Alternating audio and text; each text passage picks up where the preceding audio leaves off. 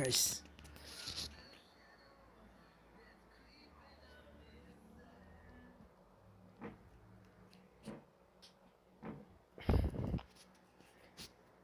Ganda sana makinig ng radyo kaso may ano yan eh. May copyright violation kapag may sounds. So wag na tayo mag-sounds. Kahit ganito lang okay na.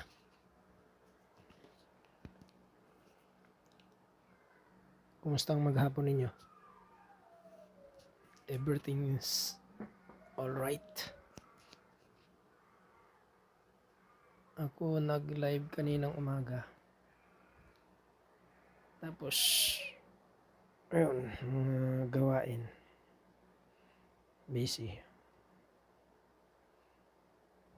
Update ng mga files. Update ng mga dapat i-update sa YouTube. Tapos yan na. Kaso malungkot na talaga itong si Lolo. Isipin mo ba naman halos ilan yung binawa sa ko? Halos kasi 1,025 subscribers ako kanina. Biglang naging 963. Gaano karami yung nawala? Nawala tuloy ako doon sa 1,000 pero saya ko naman kasi kahit nabawasan merong nag-recognize sa akin na kilalang big icon, big personality sa sa YouTube, si Mr. Rob Wilson. Si Mr. Rob Wilson ay author siya ng maraming mga YouTube contents. YouTube contents. At ewan ko sa kanya yata yung vidIQ na app. Tapos siya, contributor yata siya or kasama sa admin ng ng Quora Digest kasi nag-subscribe ako doon. Tapos minsan nagpo-post ako ng mga questions ko doon about sa YouTube din. So na-recognize siguro nila yung yung mga questions ko. Tapos may mga answer kasi minsan na irrelevant o hindi mahalaga doon sa tanong.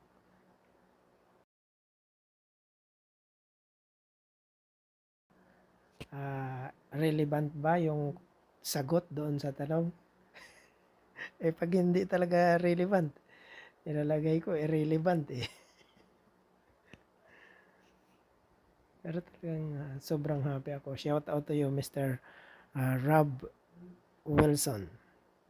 At saka yung vidIQ, sana dumami pa yung subscribers mo. At saka mga followers, members doon sa vidIQ na app mo.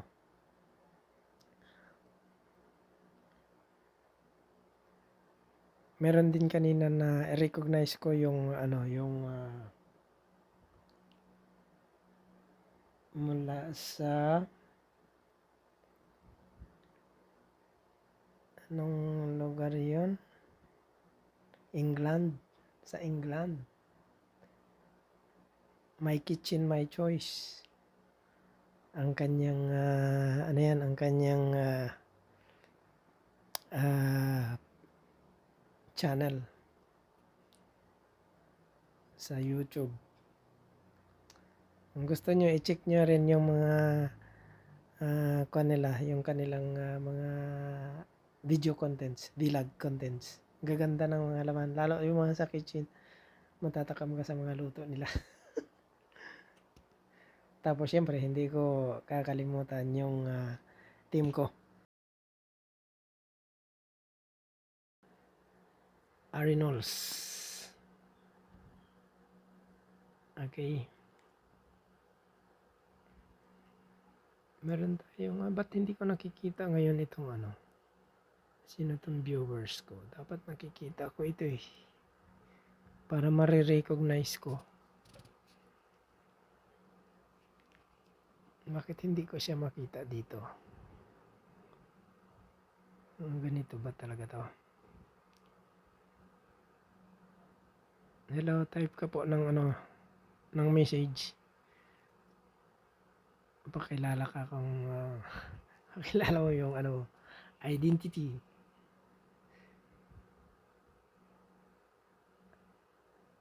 Hello sa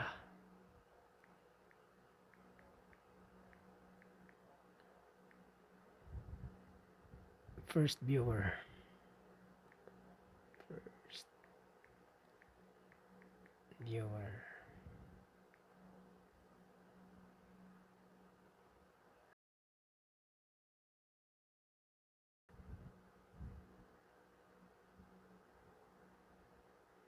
Hide ba?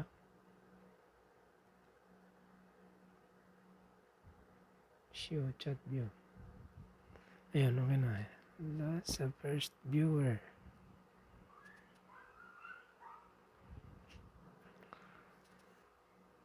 So, gusto ko i-recognize yung nasa team Reynolds guys ha. Wait lang.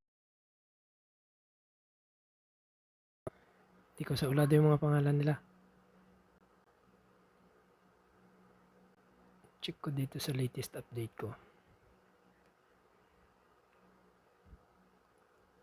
Ayun. Dito sa record ko is ilan pa lang to? 25. Ako yata yung pinakapanghuli ah.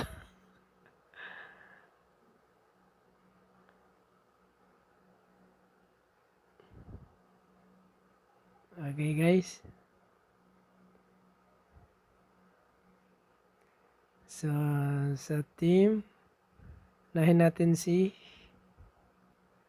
admin Ichiro Yamani aka YTC Kenichi Yoki channel. Okay? Si at Rosie Hand Commerce. Okay? Ang YouTube channel na niya is It's Me Rosie. Tapos si Juan Yawing Habagat. Ang YouTube channel niya is Christian Channel TV. Si at Rofi Ivan Sagilungan aka YTC Ilang-Ilang Vlog. Okay?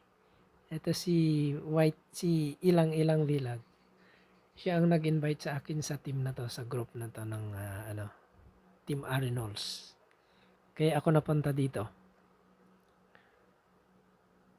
Recognize din natin si kanina tayo, kay Judeline Cutad. Judeline Cutad, ang kanyang YouTube channel is Jude Style. Next, si Emeline Fermin. Ang kanyang YouTube channel is Crazy M's Fermin. Si Nat, ang YouTube channel na is Bus Painter in New Zealand. Si Zenny, ang kanyang YouTube channel is Tiny Zen Aleman. Si Elena M. De La Cruz, kanyang YouTube channel is Sayeda Vlogs. Si Jev Hag, ang kanyang Jev Hag ba ito o Yog? Parang Yog Grant. Ang kanyang YouTube channel is Jev Life TV. Si Jovi Galo, ang kanyang YouTube channel is Jovi Galo din. Si Anton Espinosa Bredejo, kanyang YouTube channel, Daddy Tons Channel. Si Cheche, ang kanyang YouTube channel is Cherilyn Adventure. Tapos si Jenalie Fuentes, Ang kanyang YouTube channel is Inday Jenny. Okay. Ito yung mga bagong members. Mukhang kasama ko dito. Dito ako nakasama sa bagong members eh. Jan Disukatan. Ang kanyang YouTube channel is Jang Koy Koy. Ang ganda ng mga si Jang Koy Koy TV. Okay? Hindi ko pa nga ito napapanood yung mga kwan eh. Andito pa lang ako kay Inday Genie eh. Itong mga bagong kwan hindi ko pa napapanood yung mga vlogs.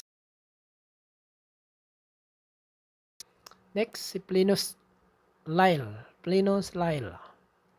Ang kanyang YouTube channel is Sam D. Bisayang Americana. Next, si Joe Florin. Ang kanyang Yiko.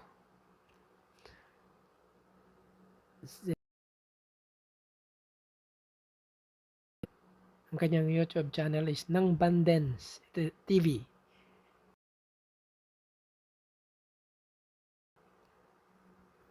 Miss ilang-ilang na bandang. tapos sila din mismo natatawa. Okay, si Kuya Eli. Elizar Jogging. Ang kanyang YouTube channel is Elis TV. Si Marie Hill. Ang kanyang YouTube channel is Marie Hill G. Kunal Gotra. Kanyang YouTube channel is Kunal Gotra Music. Tapos si Hamza Ali Shah. Hamza Ali Shah. Ang kanyang YouTube channel is Sarobian Gaming. Next, si Yaya Day Out. Ano ang kanyang YouTube channel? Ba't wala? Ito na yata yung kanyang YouTube channel. Yaya Day Out. Tapos yung pinakahuli, si Jonathan Fahelmoyo. Ang kanyang YouTube channel is Jonathan Moyo Bilag. Ako na yon. Okay guys. So doon sa 25 na kasama sa team Arenols, hope everyone ay supportahan natin. Ilang bisis po kayo mag-LS sa isang araw kasi panay bawas po ng banana nyo eh. Last visit ko dito naka 1,020 ka na. Now wala ka ng 1K. Ang yari. Alam mo sir, Christian, hindi natin hawak ang mga subscribers. Okay? Yung subscribers ay nakadepende sa kanila kung mag-unsubscribe sila. Wala tayong magagawa. Hindi natin pwedeng pigilan yan. Okay? So, halimbawa, may mga subscriber dyan na na-reach na nila yung limits ng kanilang pag-subscribe. Ngayon, may isusubscribe sila na bago. Ang problema,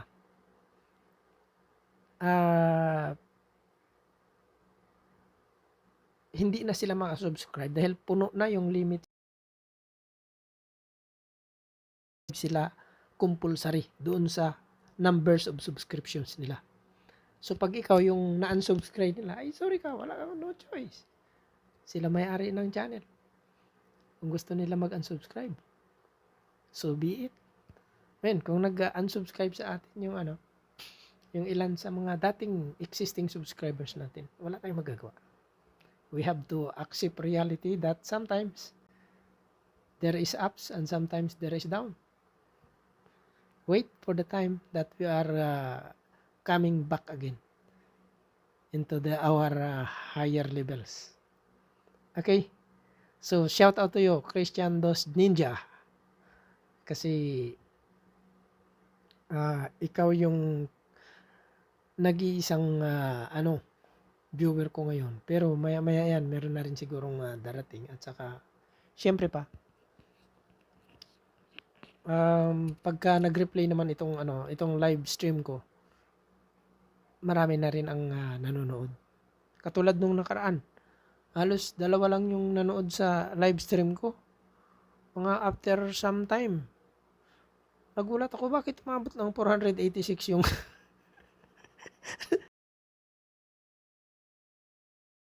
gulat talaga ako kasi yung ganoong number of viewers sa live stream ko, unexpected talaga. Okay.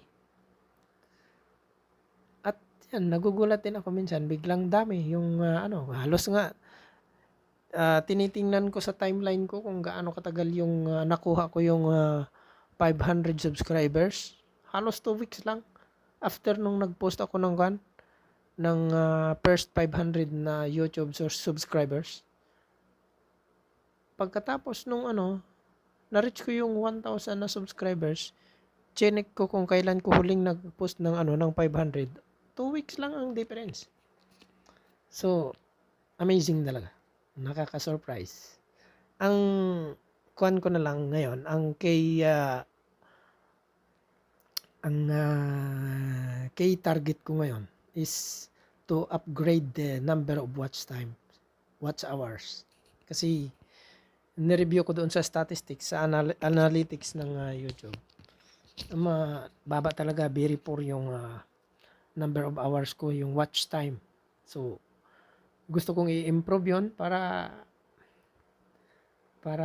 ma-reach natin at a certain time frame or range of time, ma-reach natin yung target natin. At lahat naman siguro na vlogs dito sa YouTube ay gano'n ang target, to reach the bottom line. Pag narating natin yung bottom line, 1,000 subscribers at 4,000 hours, doon naman tayo sa summit, yung pinaka-peak. Okay?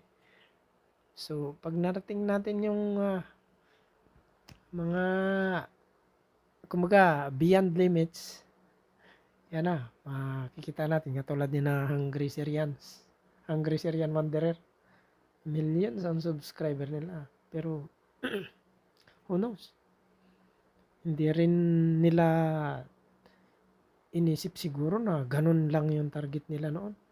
Baka ang target nila, maabot ko lang tong 1,000, maka-monetize ako 2,000, ayos na. Pero what happens is that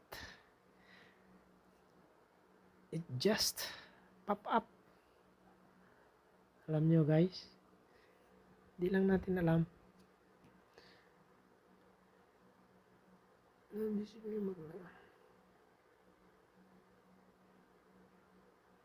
Oo nga. Ito kasi hindi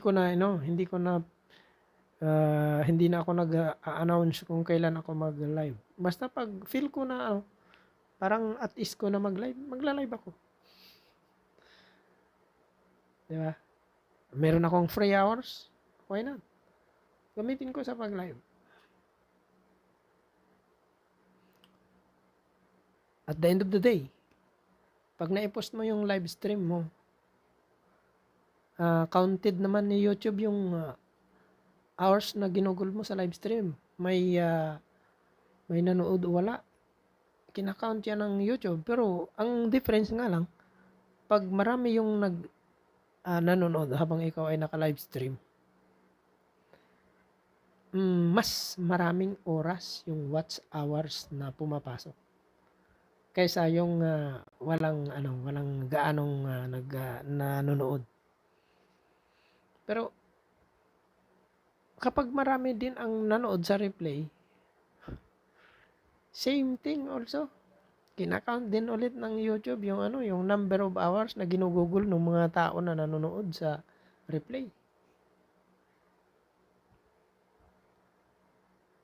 So, what matters most is kung merong nanonood sa video. Kasi kung wala talaga, solo lang yung ginugol mo na oras, yun lang ang ika-count ng YouTube. Yun lang papasok sa algorithms o kaya sa analytics ng YouTube.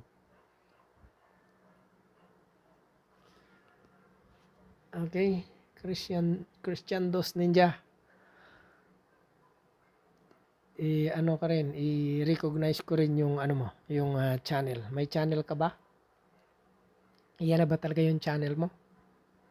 Para mabigyan din natin ng suporta yan. mabigyan din natin yan ng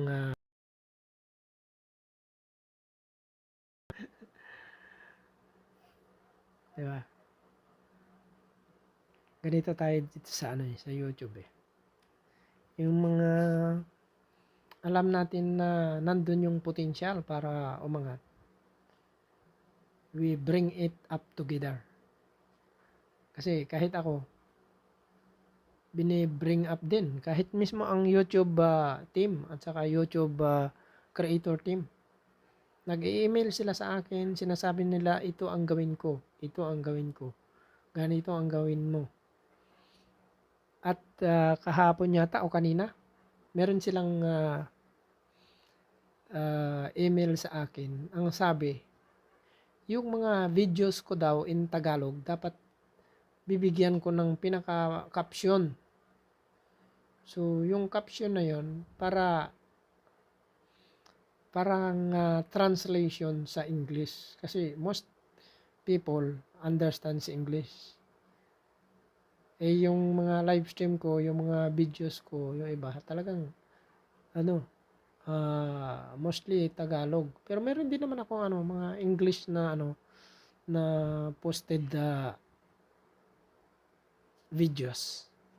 Pero, konti nga lang. Halos wala pang 10% yung videos na nakapost ko na may English,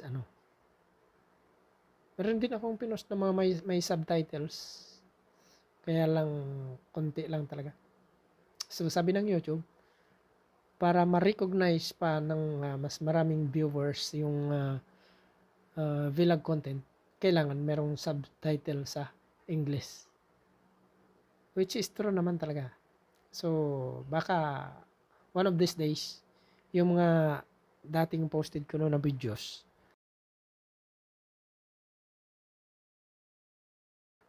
para sa other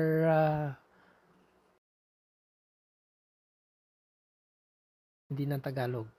Pero, understand naman nila ang English.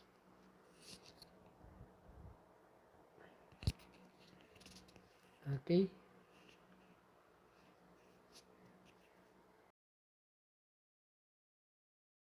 Ikaw ba, Christian Dos Ninja, ay kasama rin sa Team Arenals? Mukhang hindi ko nakita kung nandun yung name eh. Sandali lang. Merong Christian Channel TV dito, pero Juan Hawing Habagat ang nakalagay dito. Baka siya nga ito.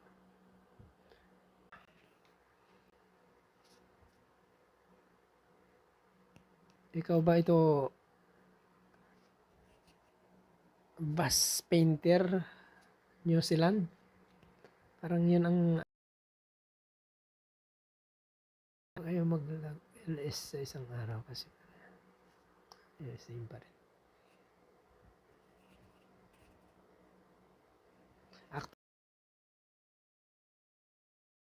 Lang, naka-steady lang yung cam sa isang location. Wala lang. As in, nakafocus lang sa isang item. O kaya, naka-focus lang sa pader. Isang oras, 2 oras, 3 oras, 24 hours. Pero, kinakount ng YouTube yung watch time hours na yun. Diba? Kinakount yan kasi apart from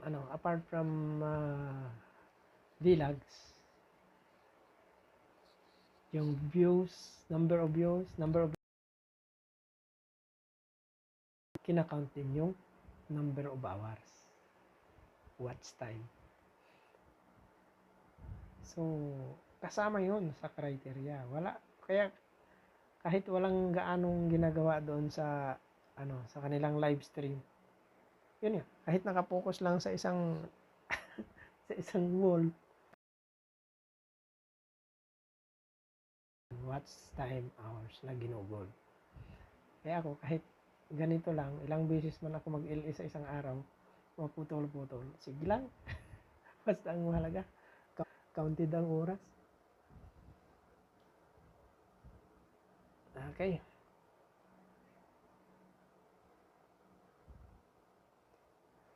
Si ano nga si ilang vlogs nga Pinapanood ko yung kanila episode kanina. Sabi niya, ganito lang tayo. Pero mamaya, hindi na natin namamalayan na monetize na pala tayo. O, diba?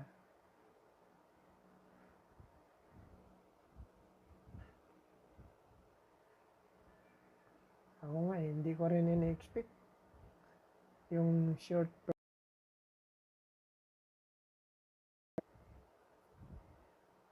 makakuha ako ng ganun karaming subscribers kagad. Meron nga ako na nakita na post mismo sa YouTube. Bata pa siya.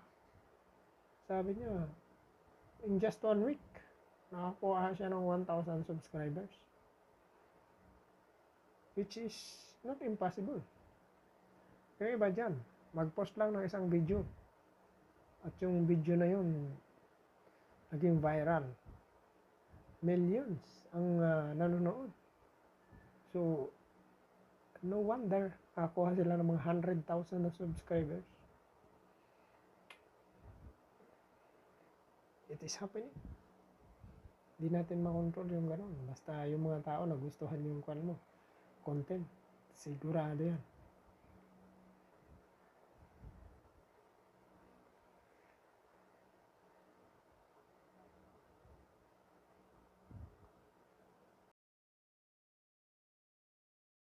Ito yung ibang mga kasama natin. Papugi na lang na pakyat na lang.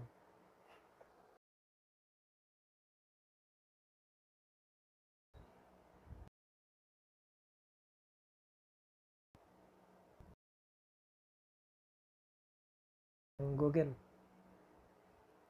Kasi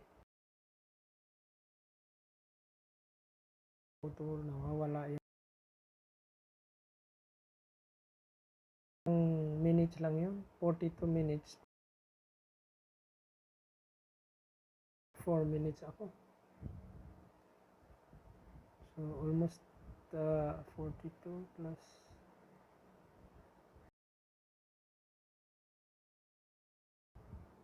66 lang. 66 minutes. More than an hour.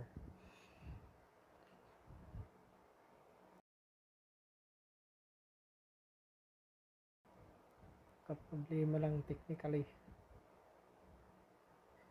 na di-disconnect yung yung live stream. Inferno Pixel. Who watch this? You know my friend. Inferno Pixel. You are well recognized in this live stream, my friend. You understand the word inferno is actually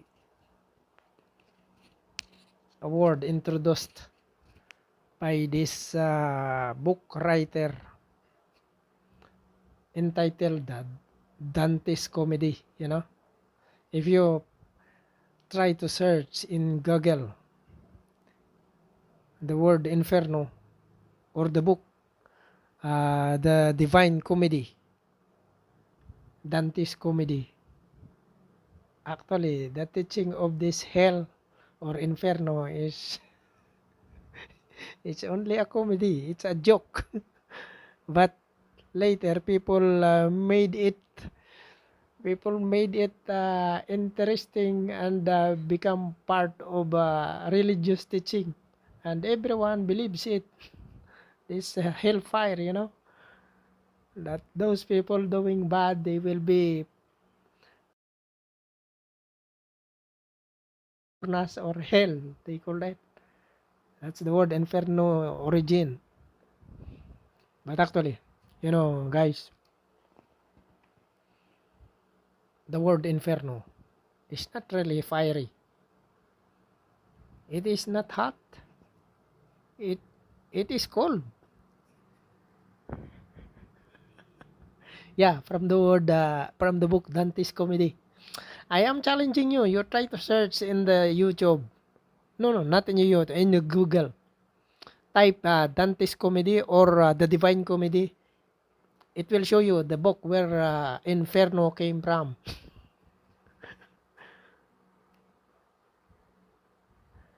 Yes, it's a joke. The teaching Inferno is a joke. And it is from the book Dante's Comedy. Dante's Comedy. The Divine Comedy. But the thing is, those people who feel themselves super intelligent made it a teaching, a divine teaching. And now, it was uh, almost every people around the world knows that this teaching, Inferno, is very, what you call this, very fearful. Fearful. Why? Because they told that if you are doing bad, you will go to hell. Inferno is a Spanish word. Spanish or Latin word. Inferno. Translated in English, hell. I'm not bad, really. I'm just explaining what is the truth. What is the fact against that word. Okay? Hope you understand, my friend. Inferno Pixel.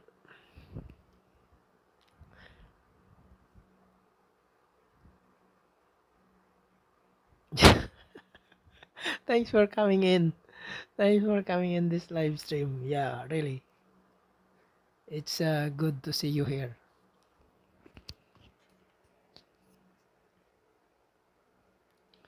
French, I think the word inferno in French is howell. Howell, but in English it is hell. Okay. But the word itself is a joke. One random book tells that my name sucks. Doesn't mean everyone takes it into understanding. I really don't care, but yeah, thanks for explaining. Yeah, see, I will not make stories only to make you believe, only to give you entertainment. No, I will not. I won't do it. I read the book also, Dante's Comedy, the Divine Comedy. I read it from the library. We have a library there in Romblon State University, the place or the school where I graduated my bachelor's degree. It is available there. Dante's Comedy or the Divine Comedy. The author, Dante. What is the surname? I don't know. Yeah, and Google Environment said, yeah, correct, see? But actually, what the Bible says about the hell, it is not hot. The hell mentioned in the Bible is not hot. You know why? In the Bible, the hell refers to tomb. You know the tomb? The graveyard? Cemetery?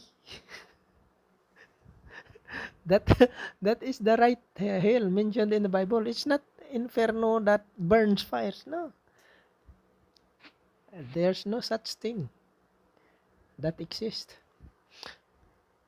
Yeah, and a large fire which is uncontrollable. Well, I have read the Bible. Oh, thanks. Thanks. You are reading also the Bible. Graveyard. Yeah, true. The origin of the word hell is from Greek Hades, and from the Hebrew word, what is the Hebrew word for hell? Sheol, Sheol, Sheol, Hades, Hades, and the meaning is graveyard. See?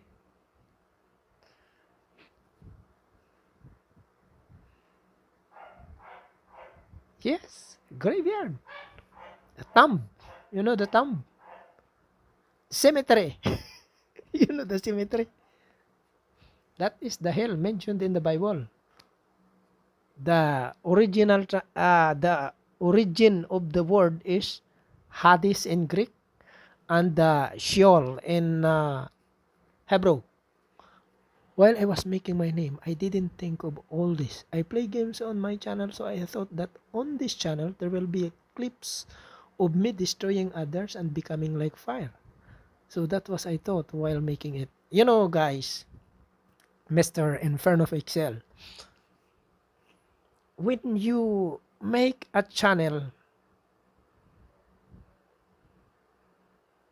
it should bear the identity of your channel. It should bear the identity of your what we call this. It should bear the identity of your contents. The name is like what do you call this? The name is like a brand. When you make a brand of certain products, okay, certain products, it bears a conceptual image for every customers. What is the conceptual image? It should be in the mind. It will retain in your mind the quality, the product. So, brand name, your Inferno Pixel name is very important. Why? Because it tells what's inside of your brand name. Conceptual image. So, see, for example, you know the brand Colgate. In the Philippines, there is what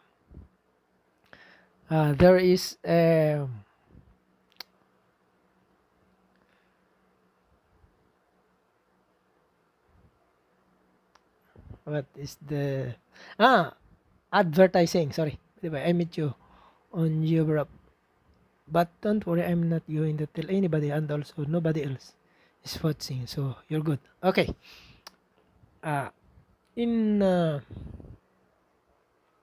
In here in the Philippines, there is a brand Close Up. You know, Close Up.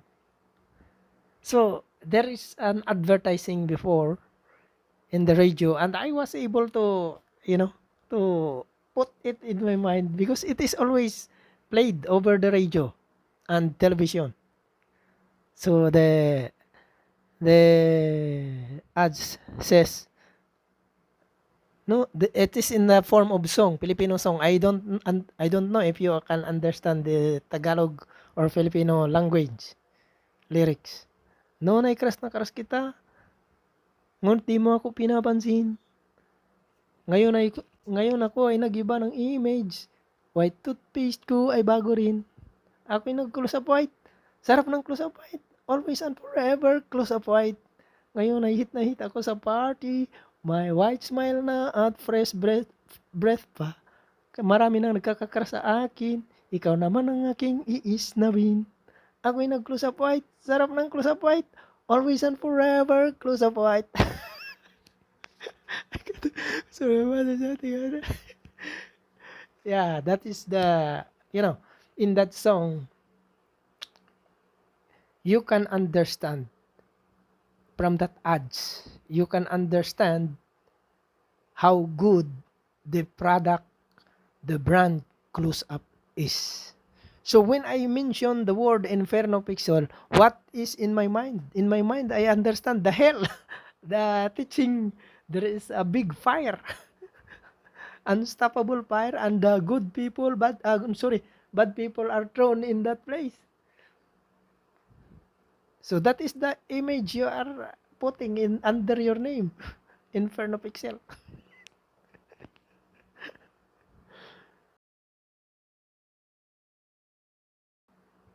Your mother is shouting at you.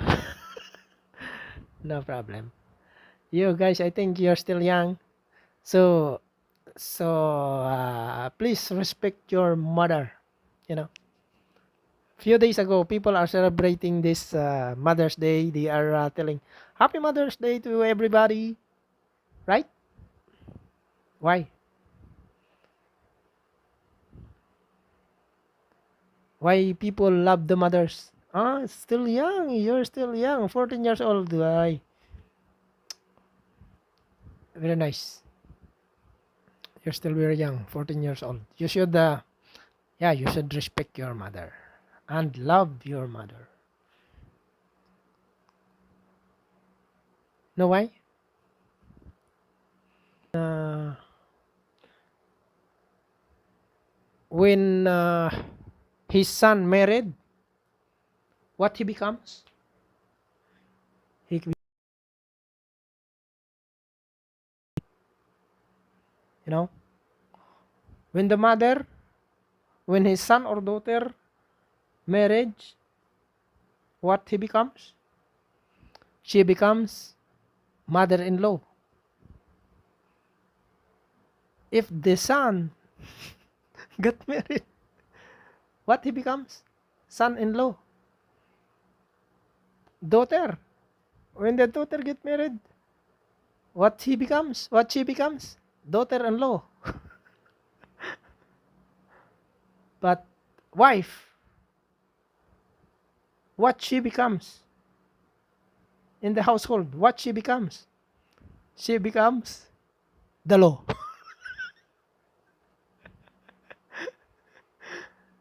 Hello, Inferno Pixel. Okay, Tiny Zen. Aliman. Ah, I know you. You're from Arenol's team. My teammate, you're very nice. Thanks for coming. It's buffering. Really?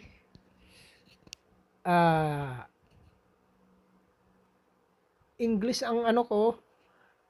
Salita ko po kanina kasi si Inferno Pixel. Meron tayong viewer na ibang nationality. Hello, Mr. Inferno Pixel. What is your nationality? Can you please inform us?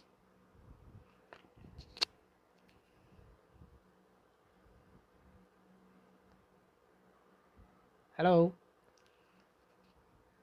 Iyon nga tinatanong ko, pero ibang nationality siya, iba ang language niya. English ang kanya, hindi siya nag-type ng Tagalog eh. Oh, is it necessary? Do you feel bad if you can tell us your nationality?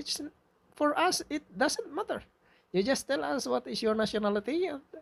That's it. This Tiny Zen Aliman also is asking where you came from also. From what country? Yes, Tiny Zen is asking where are you from?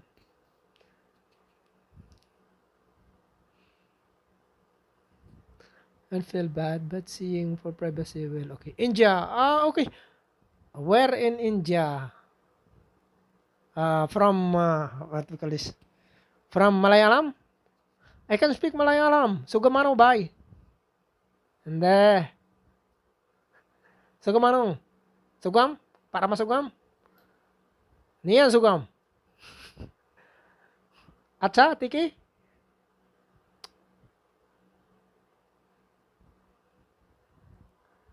Kanata, ay, Malayali.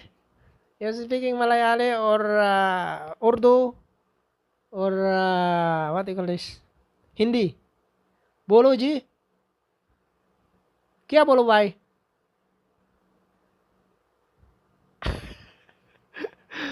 Oh, you don't understand what I am saying? Hindi to. Okay, so Hindi, you're speaking Hindi? Okay, actually, I'm not very good also in speaking Hindi. I only know some basic words, but actually, I can speak better Malayalam. I can speak better Malayalam. Yeah. You know the song Agar Tum Mil Jao? Agar Tum Mil Jao. See? I know. Because I have almost 90% working we have 90% working employees in our company before in Dubai. I gotta go now. Bye. It's alright. It's alright, my friend.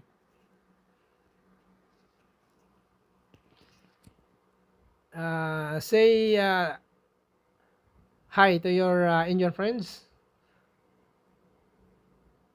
and thanks for coming. We enjoy, I enjoy your presence. Hello, Tiny Sin. Andyan ka pa ba?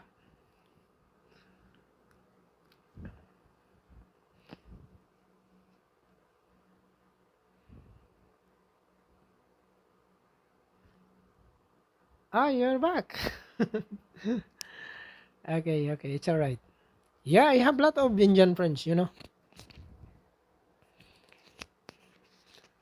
Marami akong kaibigan na Indian sa Mr. Tiny Zen Aliman. Ang dami kong kaibigan ng mga Indians. Nasaan? Babae ba ito si Tiny Zen? Babae ba? Dali, hanapin nyo yung pangalan niya. Tiny Zen. Tiny Zen. Tiny Zen.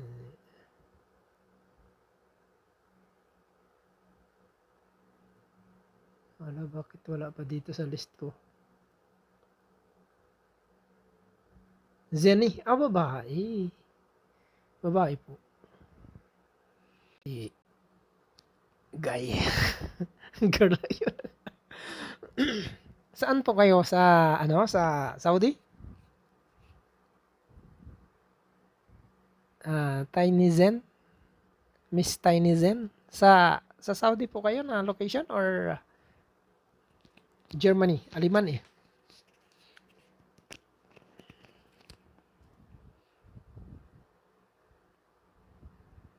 Hong Kong. Okay. Malapit lang dito sa atin, sa Pinas. Okay lang ba na kahit naka-subaybay kayo sa live stream, may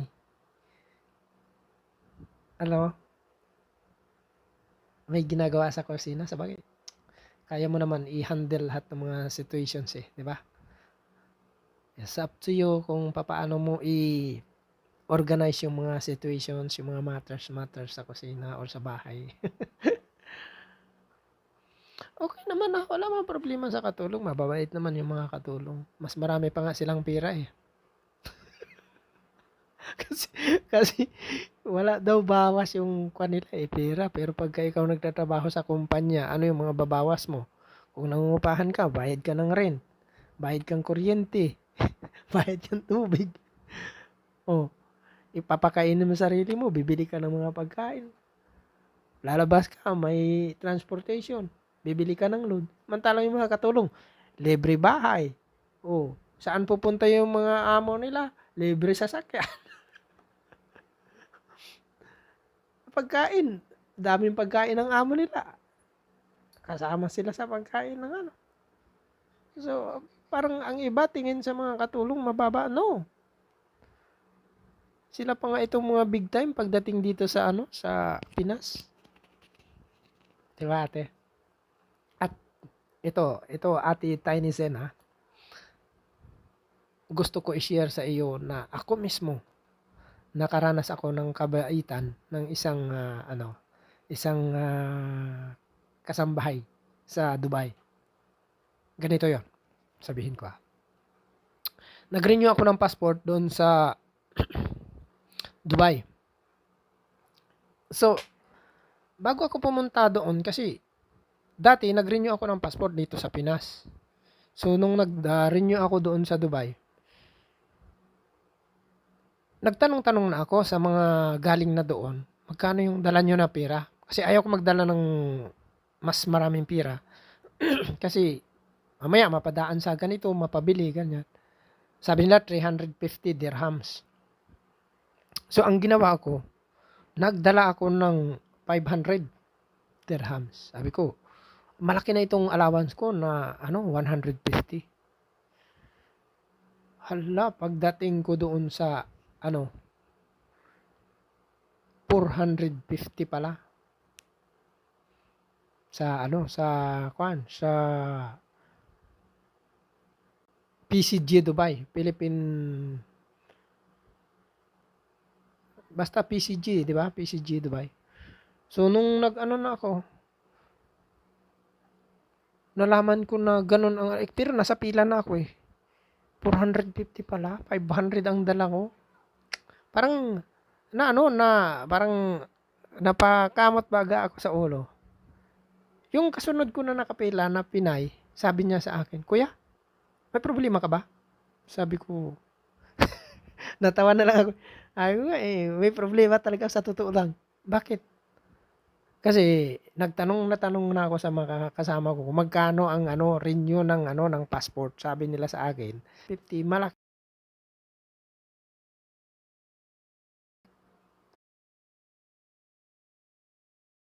pala is 450 pa makataksi ako pa uwi. So sobra pa ng ano mga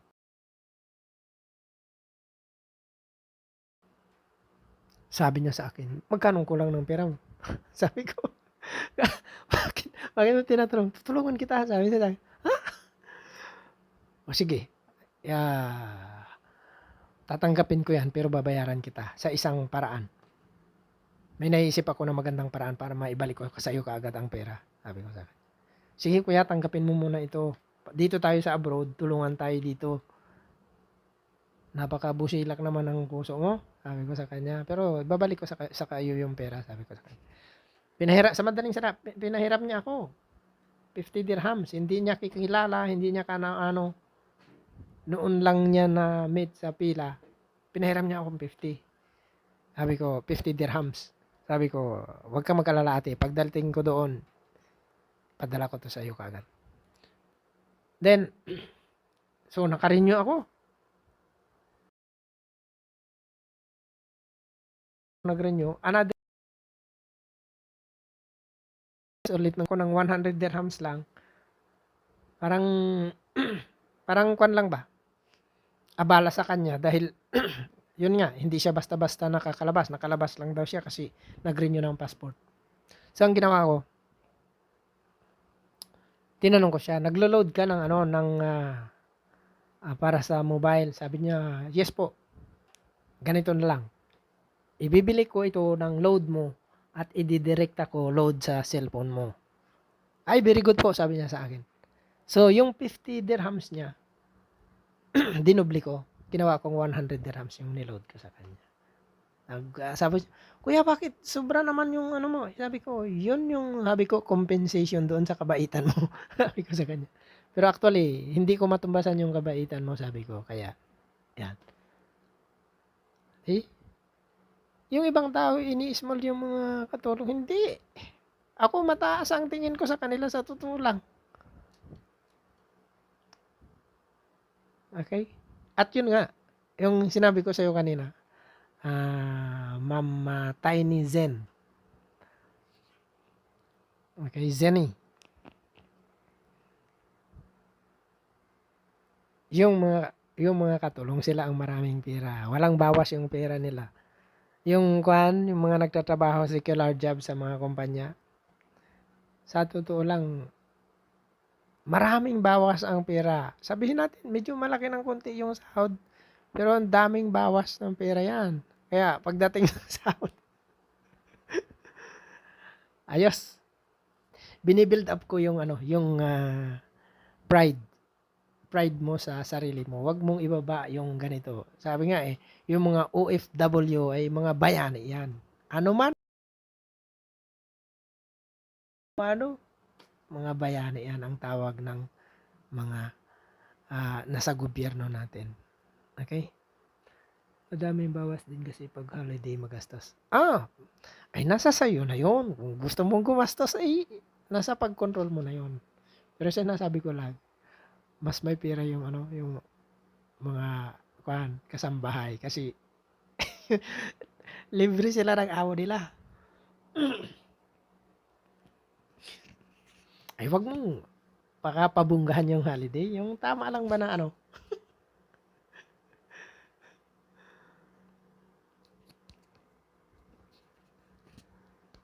paggastos pag holiday.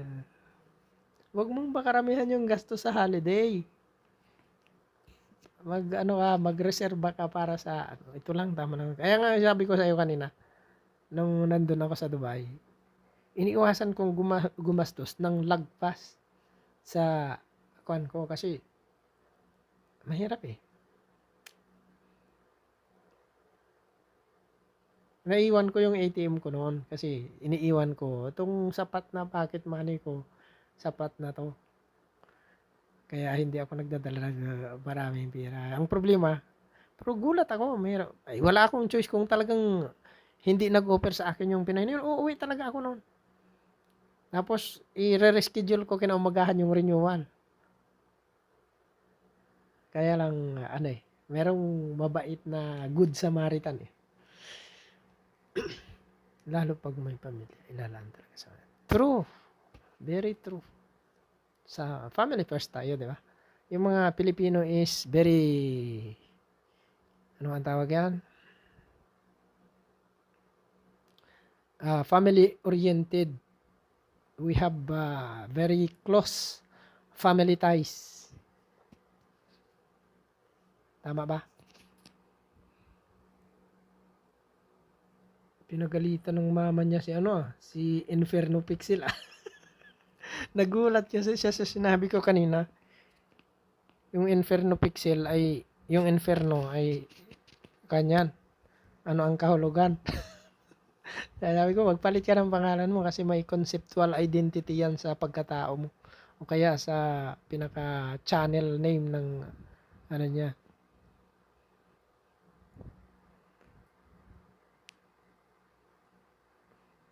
May college ka na anak? May college na po kayo na anak? Wala pa naman.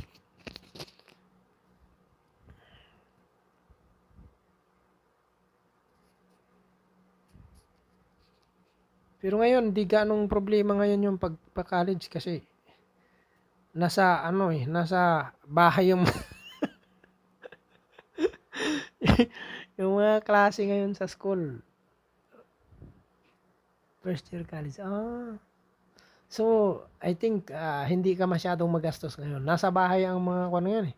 Mga estudyante ngayon eh. Kasi nga, lockdown, di ba? Kahit yung mga school ngayon, sarado. So, kung may gastos man sa hindi ganon kagastos katulad dati na hindi pa nag-lockdown. Kasi kung hindi nakalang, pero tuloy-tuloy pa rin bayad sa... Ganun ba?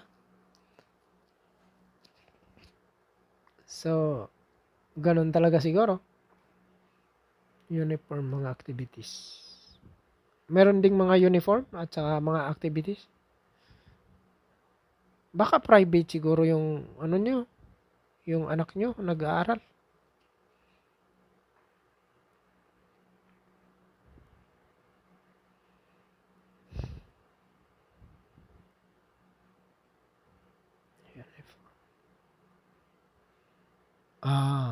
Magastos talaga. Sa government, sa government, walang gaanong gastos. Hindi, public siya. Sa public.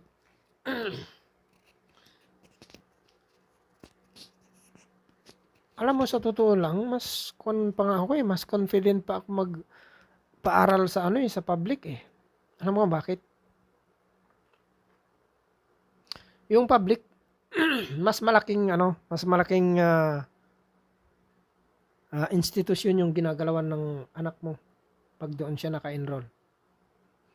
So, the more na may interaction, mas malaki ang institusyon, mas madidevelop yung mga ang social mo ng anak mo.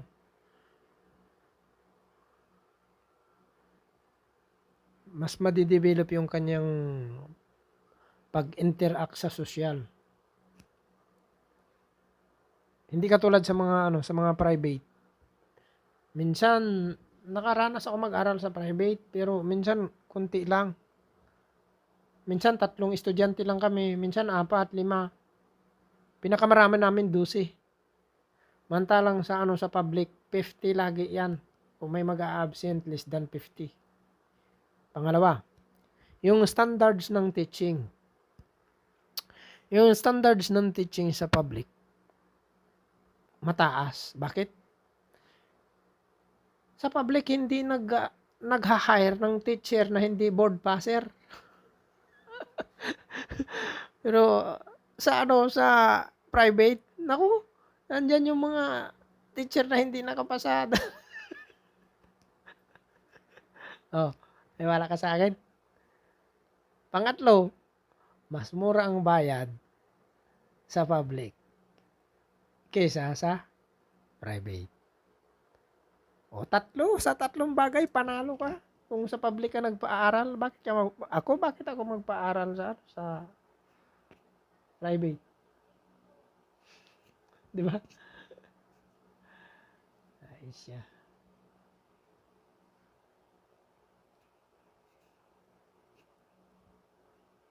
Asan yung ibang kasama natin sa mukhang may sinusuportahan din sila na naka-live ngayon ah. Tama ba?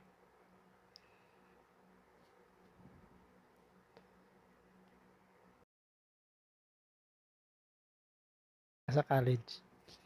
Sa public mo paaralin yung anak mo. Nagpapaaral din ako, 2 anak. Dati nung nasa Dubai ako, gusto ni Mrs. sa private paaralin. Sabi ko, hindi. Gusto ko sa public. Ito yung reason. Sa public kami nagpaaral. Sa paano yun? Minsan wala sa talino na. Minsan sa diskarte. Pero naman, hindi man sa talino naman yan. Totoo yun. Tingnan mo sabi ni President Duterte. Yung nag-aaral siya. Yung mga valedictorian, Yasay. Valedictorian. Tapos siya daw, 75, 78 ang mga grade. Pero tingnan mo ngayon, si Yasay ba yun? Sabi niya, mga nagtatrabaho sa kanya. Di ba?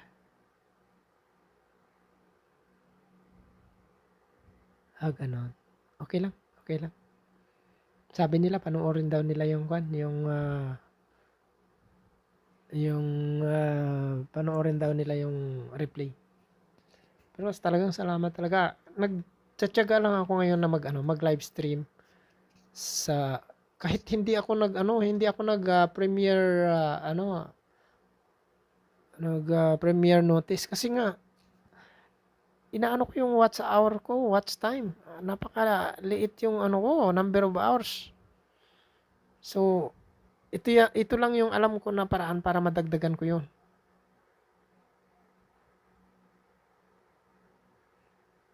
Ay, okay lang, okay lang. Priority mo yung mga dapat i-priority. Okay? Okay lang po sa akin yun. Actually nga, kung now lang ako available kadalasan, madalas reply lang ako. Salamat. Salamat at nandito ka. Dalawin ko yung kuan mo, bahay mo pag kasi minsan sa gabi ako nagwa-watch ng mga ng mga post na vlogs ng mga kasama natin. Alam mo kung bakit? Kasi mahina ang kuan dito, internet. So sa gabi mas okay na kasi tuloy-tuloy, hindi yung parang ikot-ikot lang, walang ganoon. Tuloy-tuloy yung yung pag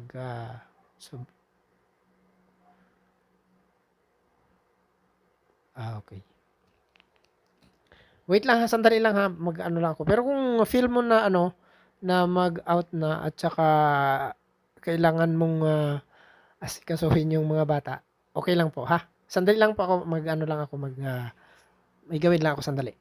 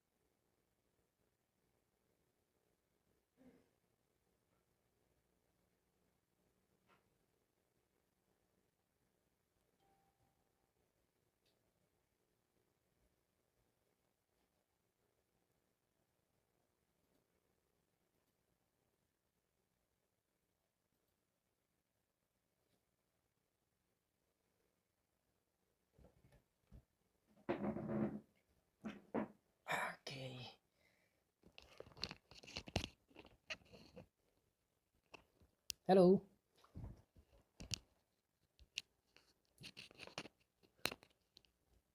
Stiller? Andyan pa. Ikaw ba yan, Tiny Sin? Andyan ka pa?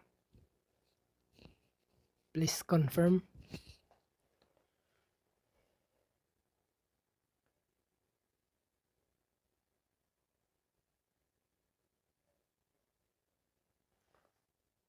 Grabe ngayon sa ano, sa kwan? Sa, saan na ito? Sa Israel. Grabe, pinanood ko maraming video kanina sa ano, about doon sa war sa Israel, in between Israel at saka Gaza. Yung mga nag-rebels, mga rebels kasi na nakatira sa Gaza, yung mga Hamas. Marami doon ay mga Islam. So, inulan nila ng ilan yun? Missile, 150 missiles yung ano, yung Israel.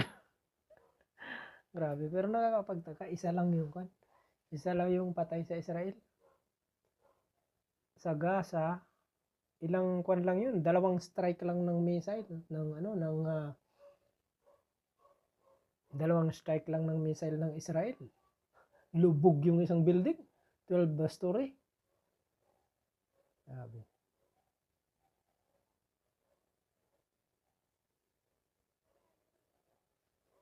Wait lang ha.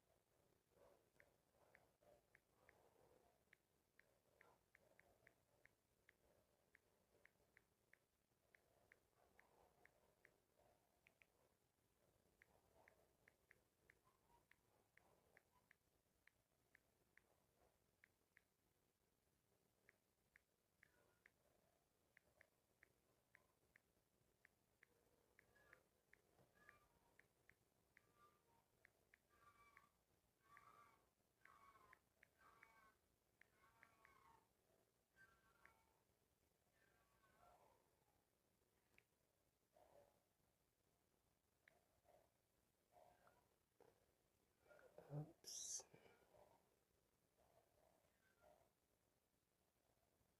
Okay. Si Kuya Ili ay busy.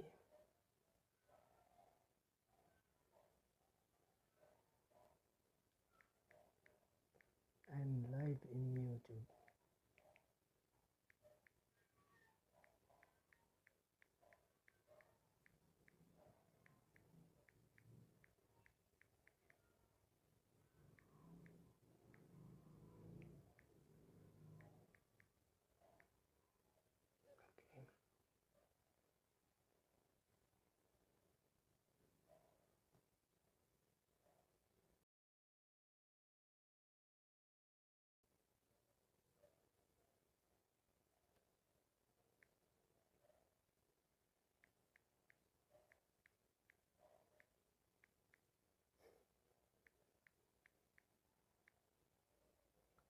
Okay.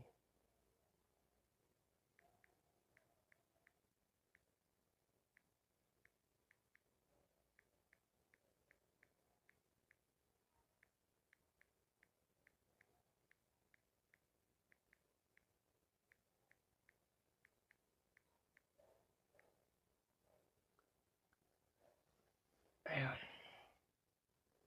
Yung banana ko nilalagas ng YouTube. Butin lang may banana dito. Kainin na lang natin mga guys yung banana. Kasi sa YouTube, pinamimigay yung banana eh.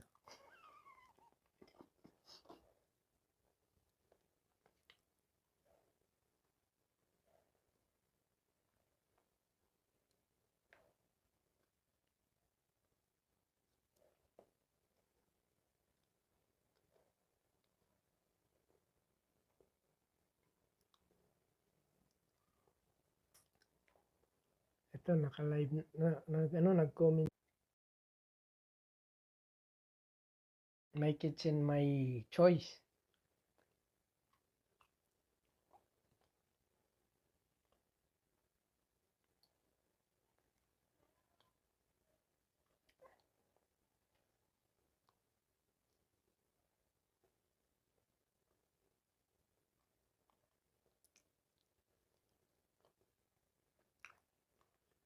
Kain tayo ng banana, Chinese.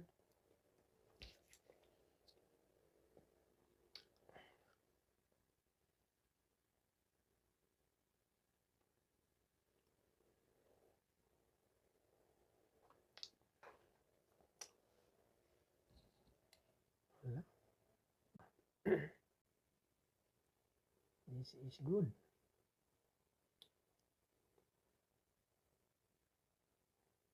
Wait, wait.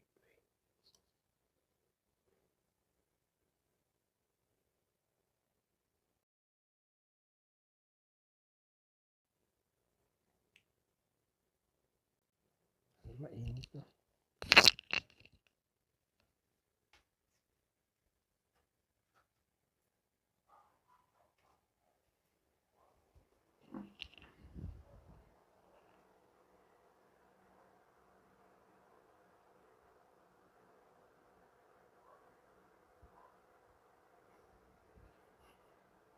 Yung subscriber, political comment.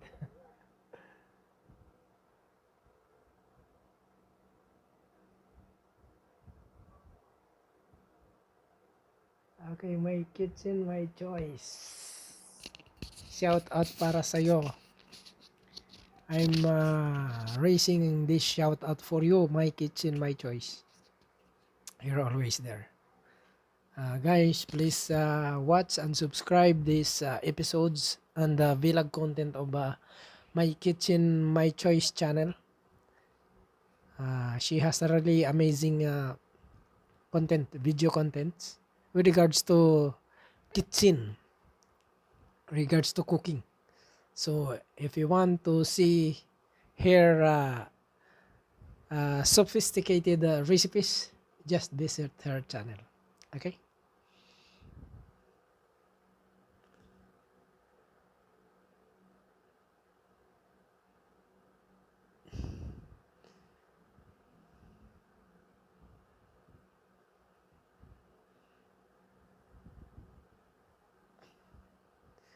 You guys in Israel and Hamas, please be safe.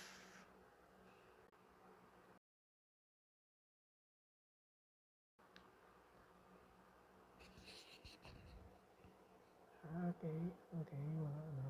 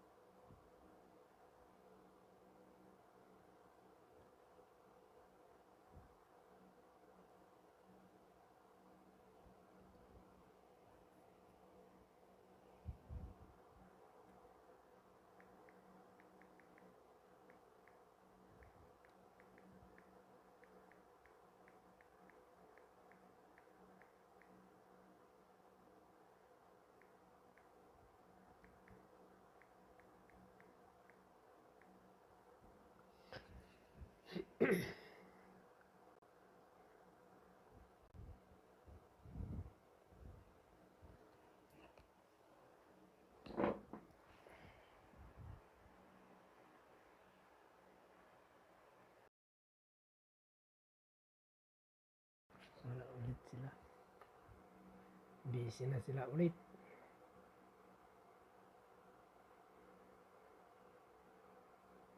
Canada.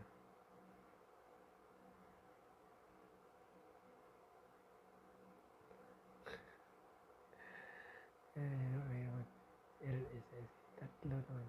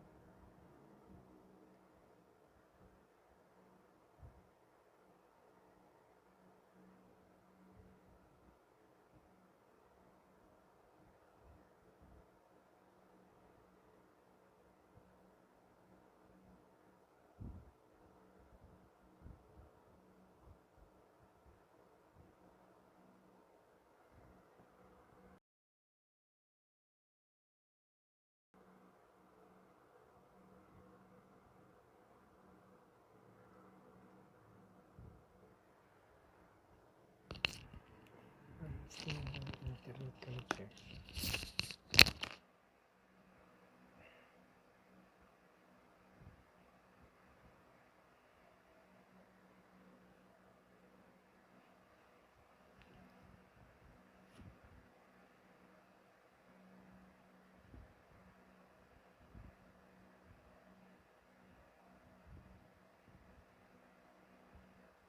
Oras na ba? Last maybe.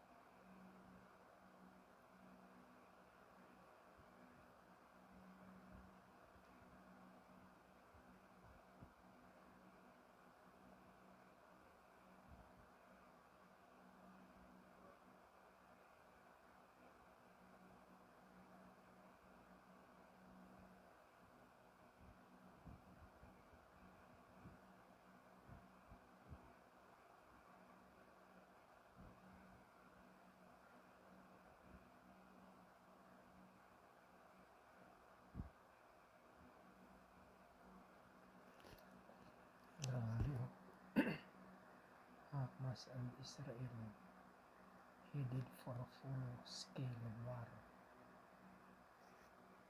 Ano talaga to?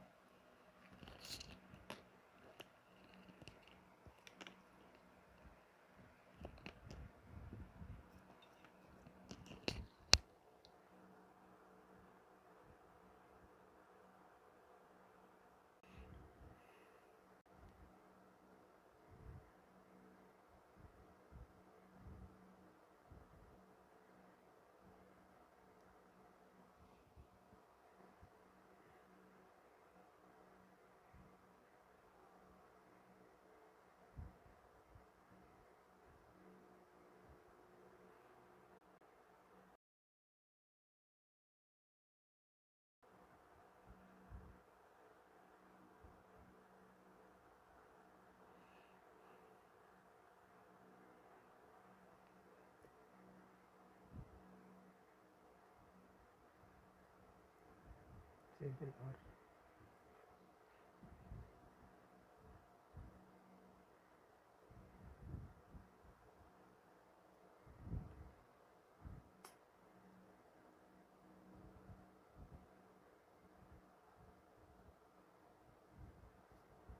I need to take a break.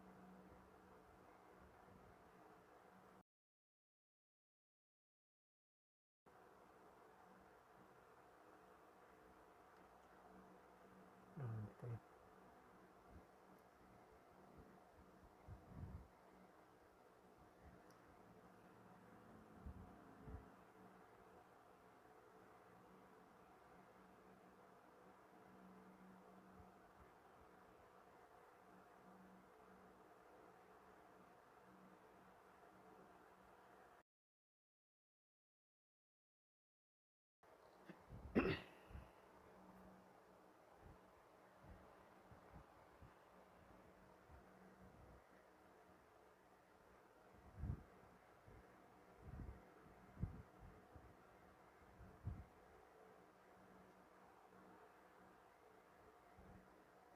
Bumaba ang viewers ko.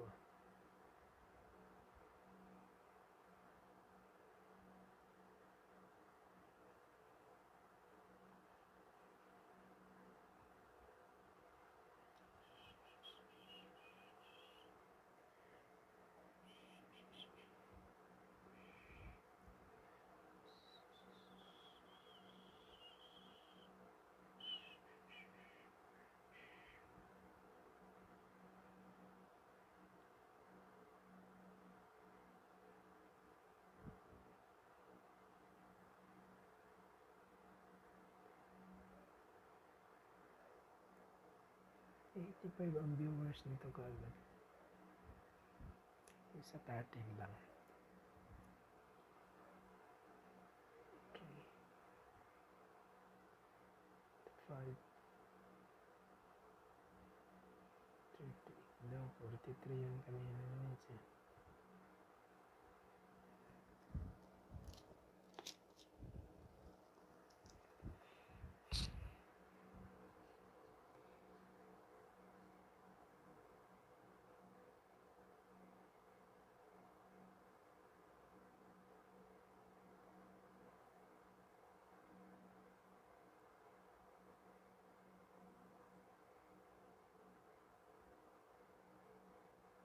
Report is heavy.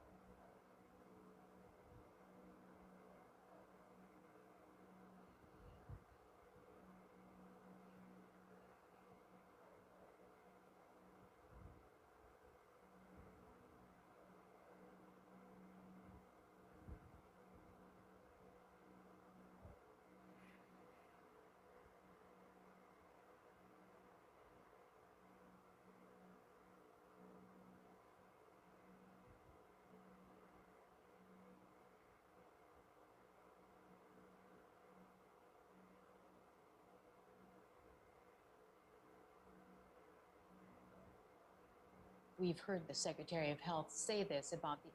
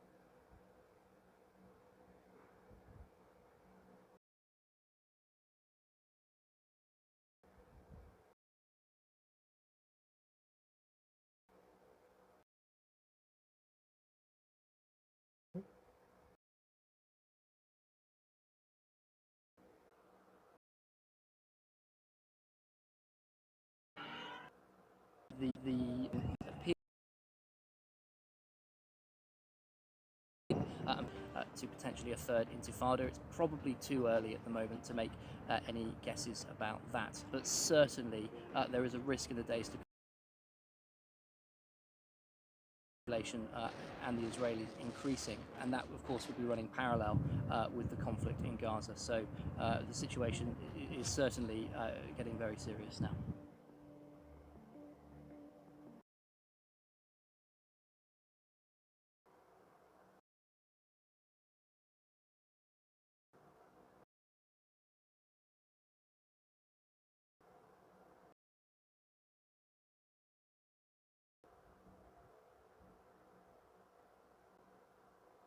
As we go to air tonight, residents in Gaza are evacuating their homes across the Palestinian territory. In the last 2 days, at least 36 people. After volley, tearing across the sky, Israel's Iron Dome defence system kicked in. Rockets from Gaza intercepted and shot down. A deadly fireworks display. But many rockets got through the Israeli defences. In Ashkelon, an oil pipeline was struck and storage tanks caught fire. In Holon, outside Tel Aviv, a terrifying strike. The rocket hit a bus, injuring 7, including a 5-year-old girl. In the city of Lod in central Israel, local Arabs have rioted. The mayor says control has been lost and there is now a civil war between Arabs and Jews. The Israeli Defense Force says 1.5 million people were forced to seek out shelter. In Tel Aviv, Australian expat Tracy Alexander among those finding cover. You hear these incessant booms. No matter how used to this experience you can become, it's certainly terrifying. Israeli military showed off an apartment in Ashkelon, hit by one of 300 rockets fired from Gaza.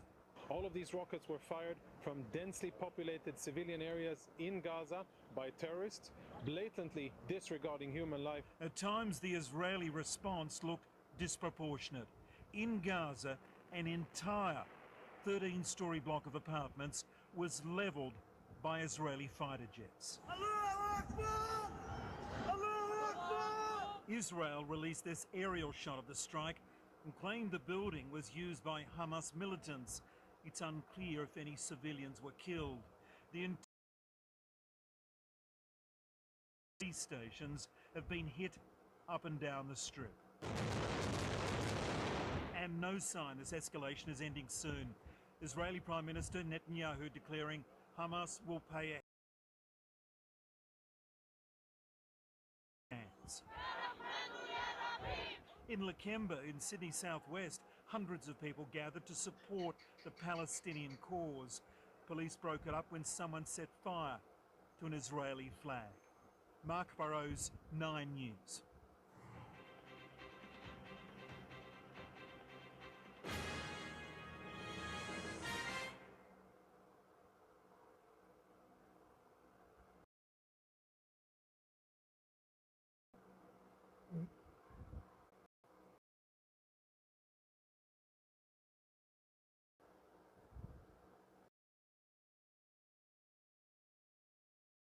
More than 60 rockets were fired in the general direction of Tel Aviv with interceptions by the Iron Dome.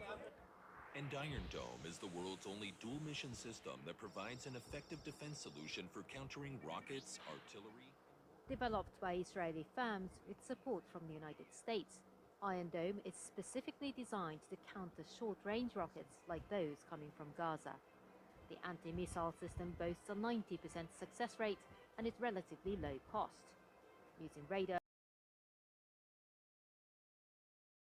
as a threat. But it only takes a few out of hundreds of homemade rockets to terrorize people. Ashkelon is among the towns where fatalities couldn't be avoided. The house behind me was hit by a rocket overnight fired from Gaza by terrorists. Fortunately, more than 90% of rockets have been intercepted by the Iron Dome, but unfortunately, one got through. Cutting-edge anti-missile systems like this have brought life-changing reassurance to many in southern Israel and eased pressure on troops. They've also become an important industry, contributing to the country's growing defense exports. But critics say that rather than over-relying on the systems, the government should do more to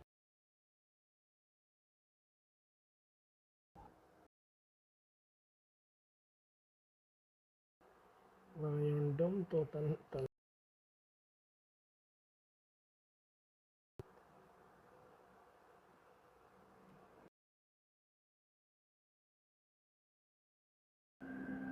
I've traveled to Ashkelon. That nudges up against the Gaza Strip. What we're seeing here right now is the launcher. Each launcher has 20 missiles on it. You can see the red light flashing, which means it's armed and ready. Here, one of the dozen or so Iron Dome batteries sits at the ready to intercept missiles and provide Israel with a type of shield from aerial attacks. I'm the Iron Dome commander. Lieutenant Colonel Liran Cohen oversees its operation. Is this as close as we get, or do we get... This is as close as we get. $200 million to develop this defense system. It relies on a radar that instantly detects when a missile has been fired. Algorithms quickly try to determine what type of projectile is in the air.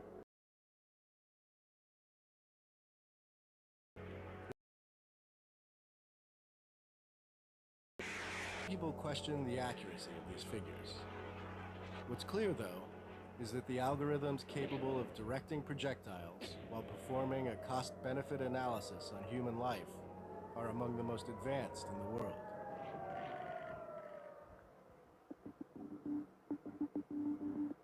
This network of launchers is highly mobile and constantly on the move. This site, like many, is temporary. And we move around a lot to make sure nobody knows where we are all the time. How much this technology has transformed the life. From my own personal experience, sitting in my own house, bring this incredible system and succeeding.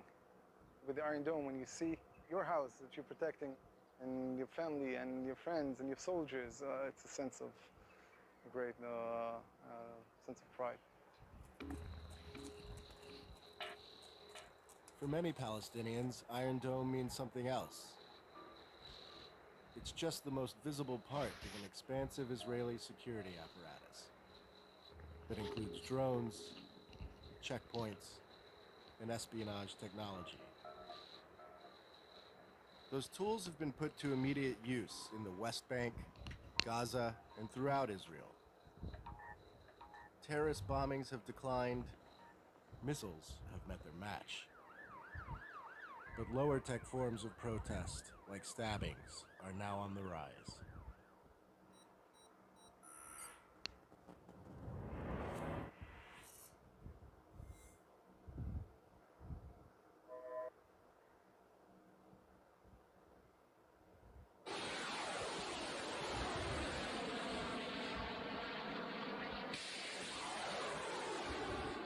In Israel and in much of the world, Iron Dome needs no introduction.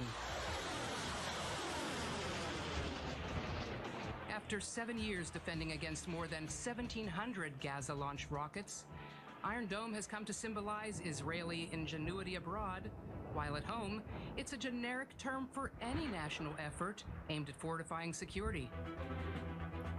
Against tunnels at the Gaza border, Israel is erecting an underground Iron Dome.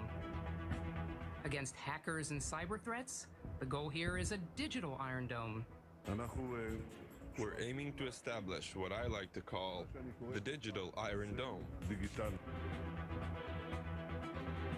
But with Israel and Iran headed for military confrontation in Syria, and with Hezbollah's 100,000-plus heavy rockets and missiles threatening from Lebanon, Israel's newest front line of defense, a system known here as David Sling, is sure to become the next household word in the coming war in the north. Designed to serve as the heavy lifting layer of Israel's multi-tiered network, David Sling defends hundreds of square kilometers of airspace. It bridges lower-tier, localized threats handled by Iron Dome and the upper-tier Arrow that aims to destroy much longer-range, possibly nuclear-tipped ballistic missiles in space. You can compare it to any kind of system you can imagine. Dealing with any kind of threat from the ground, from the surface, up to the atmosphere, the end of the atmosphere. In addition to short-range ballistic missiles and long-range artillery rockets, like the Iranian Kashay destroyed last month on Syrian soil, David Sling is also designed to defend against cruise missiles and other so-called air-breathing threats, like the Iranian drone launched from Syria that was shot down over Israel earlier this year. It's not like Iron Dome, whose threats were defined as custom rockets of short range. In David Sling, we now have to look far enough in the future to determine what threats we would face and what scenarios David Sling would need to give answers to.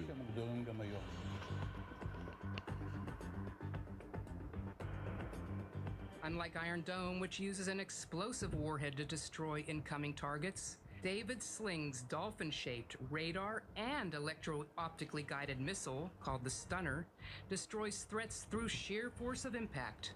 It's like hitting a bullet with a bullet.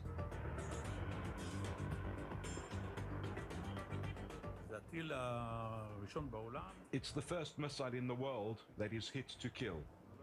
Due to its low weight, succeed in hitting the target. Not only hitting the target, but the explosive material in the incoming threats can be exploded in the air. So everything that falls to the ground will be devoid of explosives, and thus its must.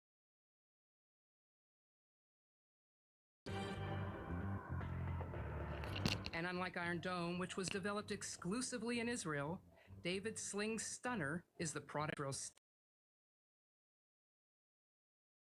Our partnership with Raytheon is actually started more than 12 years ago, as I said before, with great opportunities, 50% of the David Sling as well.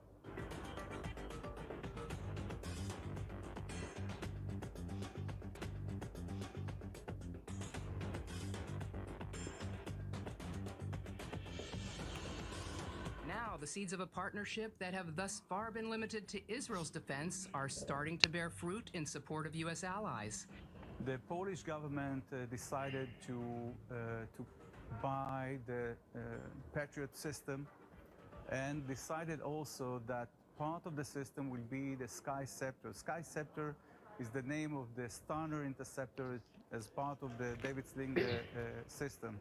David Sling system interceptor called, the name is Stunner, and the brand, the name with the US standards under Raytheon leading is Skyceptor.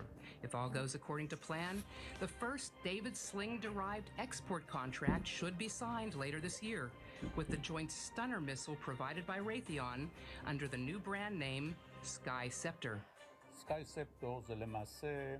Skyceptor is the Stunner interceptor that is adapted to US and NATO standards in a way for it to be integrated into Raytheon's Patriot network. It is in fact a missile that is the Stunner, and the system that supports it will be the Patriot. And Poland is just the beginning. Partners are eyeing all 14 other nations around the globe who operate Patriot, including Saudi Arabia, Kuwait, and the UAE, with their shared threat from Iran. One of the great things that happened is the Poland deal for missile defense, the $4.3 billion deal 2 weeks ago, is including the David Sling of Israel. So that weapon system that you've created to intercept that's higher than the Iron Dome now as a real system in another foreign country that's going to do that. And we need to do more of that because you've got some great technologies that have been developed. Could, in the foreseeable future, rebranded Israeli technology from David Sling help protect Sunni Gulf states from an array of Iranian threats? Without a doubt, these countries are under rocket and ballistic missile threat. The decision to equip is a government decision. It's something that has to be coordinated between the US government and the government of Israel. The sensitivities are clear. These are very important systems for defending the state of Israel, and we wouldn't want them to fall in places where information can be leaked. On the other hand, it's clear what the advantage is in those countries that you mentioned, that they will better be protected with systems like David Sling.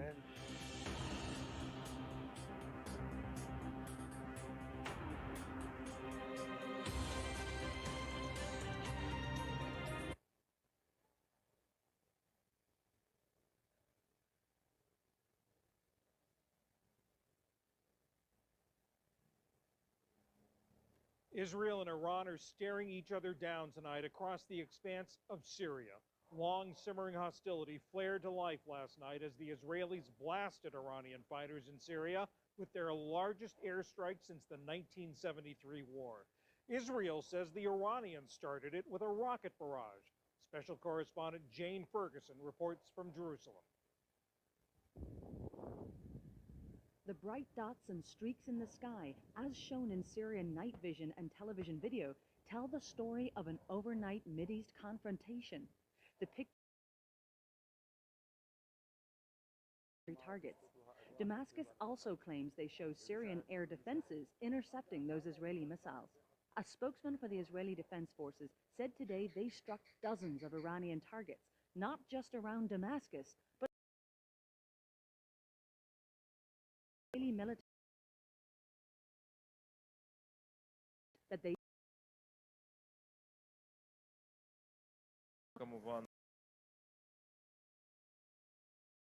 all the Iranian infrastructure in Syria, and they need to remember this arrogance of theirs. If we get rain, they'll get a flood. I hope that we ended this chapter and that everyone understood. In Jerusalem, Israeli Prime Minister Benjamin Netanyahu said Iran crossed a red line.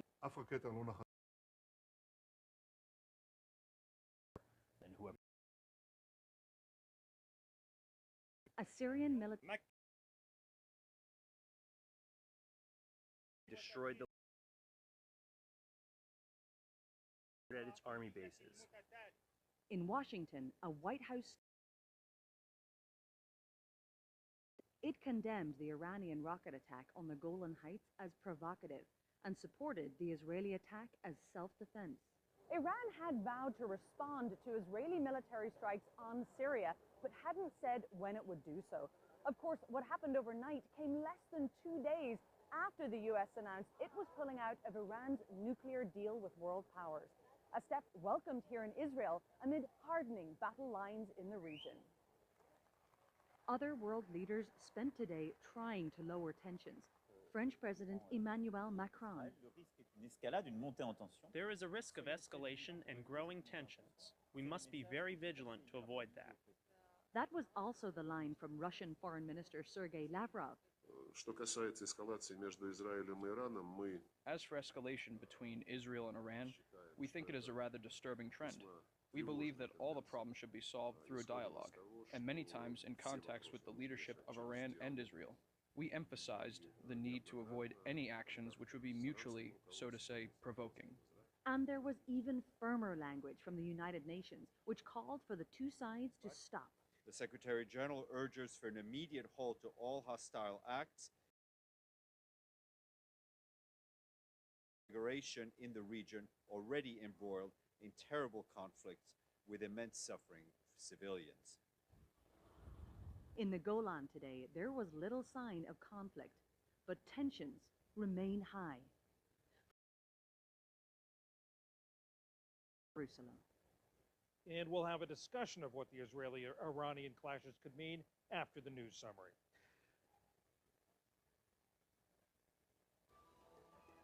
Three attacks linked to Iran in Syria, in Lebanon, and in Iraq. So why is Inside Story?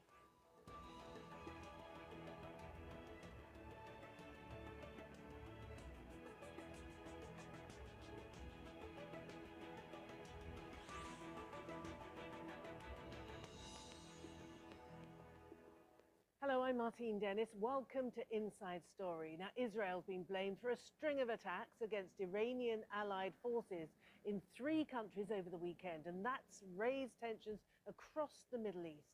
Early on Monday, 3 Israeli airstrikes reportedly hit a base belonging to a Palestinian group in Lebanon in the town of Qusayr, right on the border with Syria. Now, those attacks came a day after 2 Israeli drones caused damage in the capital Beirut. One of them hit a building which housed the media office, the city's southern suburb, in the same area. Well, Israeli forces also carried out drone attacks in Iraq and in Syria. Israel did not respond to the accusations that its assault killed at least 1 fighter from Iraq's Popular Mobilization Forces. But Benjamin Netanyahu says the operation in Damascus, which triggered Syrian anti-aircraft fire, was to prevent a drone attack on Israel by Iran. If someone rises up to kill you, kill him first. In a complicated operation, we revealed that Iran dispatched a special unit off to Syria to kill Israelis on the Golan Heights with explosive drones. I'd like to emphasize, this was an initiative of Iran, and we prevented serious attacks. We will expose any attempt by Iran to attack us and any tolerate aggressions against Israel from any country in the region. Any country that allows its territory to be used for aggression against Israel will face the consequences, and I repeat, the country will face the consequences. From both Iran and Hezbollah, an Iranian government development. Enough is enough. We will never allow Israeli aircraft to attack Lebanon or a target in Lebanon. Then the Israeli side will never feel safe. The Israeli drones that are coming to Lebanon Middle East analyst for the Jerusalem Post in Tehran, Mohammed Marandi, professor at the University in Chief of the National Interest Journal. Welcome to you all. Seth, let me start with you in Tel Aviv. So the frequency of Israeli attacks are increasing. They're widening in scope. Over the weekend, we're now talking about 3 different countries, multiple axes of conflict. What is Benjamin Netanyahu up to? What's the objective? Well, I think, first of all, we have to be clear that some of these strikes are alleged, but Israel has taken responsibility for what's happened in Syria. And I think that obviously Israel is trying to show that it's not just hollow rhetoric. I mean, when Israel says that Iran cannot threaten Israel from Syria, that it must not entrench there, that Israel is watching, and that when Iranian forces, Iranian proxies, are staging drones or rockets, especially very close to Israel's ceasefire lines, then they may face some sort of action from Israel. And I think that's clear, and Israel has been doing that over the last several years. Right, and this is staying with you, Seth. I mean, this is clearly Mr. Security trying to burnish his credentials. Of course, he's got an election in just a few weeks in September. How does this play with the Israeli public? Do they feel that this increased robustness, if you like, using airstrikes, makes them safer? I don't think this is playing in deeply to the elections. I mean, Israel has admitted that it carried out more than 1,000 airstrikes in the last several years. So I think that, you know, Netanyahu is well-known in Israel over the last 10 years. He's managed the conflict very well, I think, from most people's perspective. Most Israelis know him. If they object to certain aspects of Netanyahu's rule, it certainly is not usually the security issue. So I think he's trusted, and I think especially his kind of size on the world stage in terms of working with the Russians and others like the United States is something that most Israelis feel comfortable or a certain percentage in terms of the security aspect. And also most of the Israeli political parties agree on the security aspect. They all agree, basically, that Iran is a threat to Israel. All right, coming to Tehran and Mohammed Marandi. Mohammed, the central allegation by Benjamin Netanyahu is that at least some of these strikes were preemptive in nature, in that they were to thwart what he says was a planned attack by either Iran or its allies on occupied Golan Heights using drones armed with missiles. Well, I think it's universally recognized that Netanyahu is a very dishonest politician, even though many politicians are dishonest, but he is exceptional among them. This whole claim that Netanyahu constantly makes about attacking Iranian positions is nonsense. If there have been no Iranian soldiers killed in Syria in the recent strike, or any time in the past couple of years, there was only one occasion, well, two occasions, but one occasion where recently, like a couple of years ago, they struck an air base where 7 Iranians were killed, were murdered by the Israelis. And another instance which was before that, but I won't get into that.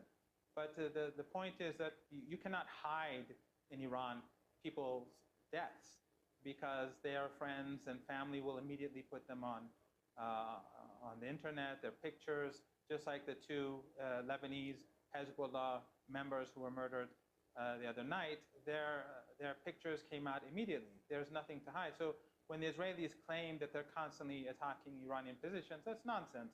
If they have evidence, give the names of the people who were killed, pictures of the Iranian soldiers. It's not something very difficult to access. But and the reason why they do this is because the Israelis constantly strike Syrian government positions, but they want to find some sort of justification for these illegal acts, these violations of Syrian sovereignty. And the Israelis are upset. They've been supporting ISIS and Al-Qaeda on their border. We know from the interview given on your own TV network by the former head of Mossad, the relationship that existed with Al-Qaeda on the Syrian border. We know what the Israelis were doing. Right. Every time the Syrian government was pushing back on these groups on the Golan Heights, the Israelis would attack Syrian government positions. Right, okay. So, but what we now see is an escalation where... All right, Mohammed, let's leave it there and take that to Sami, because in the region. But one thing that I think most people will be able to agree upon, and that is that tension has now ratcheted up significantly. There are fears of a wider conflict. How far would you say are those fears justified? I think, first of all, we have to remember that every time there is an Israeli election coming up, there is always an uptick in violence, whether that's blasting the Palestinians with ever fiercer airstrikes, or whether it is blasting another common threat. Netanyahu survives because he tells the Israelis that there is a common threat. And he's not too far from the truth. And they will want it back, so we have to make sure that we stick together in order to push them away. However, the Iranians are a threat. What I think is, this is not new. This is not the beginning. This is the beginning. This is part of the war that is ongoing under the covers while Trump and the Iranians have this staring match over who blinks first over the sanctions. Because the reason Trump doesn't want to go to war with the Iranians is because he's aware that the Iranians have proxies in Syria, Iraq, Lebanon, and All Yemen. right, Sami, and he's aware that if he goes to... Let me interrupt you and ask you then, do you believe that what we're witnessing then is a manifestation of the bigger conflict, if you like, and that potentially between the United States and Iran, with the White House offering almost complete support for Benjamin Netanyahu and his campaign for re-election? We heard Pompeo's statement. He supported the airstrikes. I do believe this is part of the bigger picture. The UAE and the Israelis met not too long ago, I think last week, where they were discussing. It's well known that the UAE and the Saudis are very worried that Trump is now hesitating to go to war with Iran.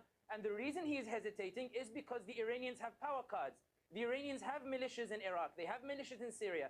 They have militias in Lebanon, all who are ready to fight for the sake of the Iranian cause. For the Israelis and the UAE to convince Trump to go to war with the Iranians, they need to weaken these particular proxies. And this is why I believe that Israel wish to try to weaken those Iranian proxies and give Trump that appetite to war that he is actually losing.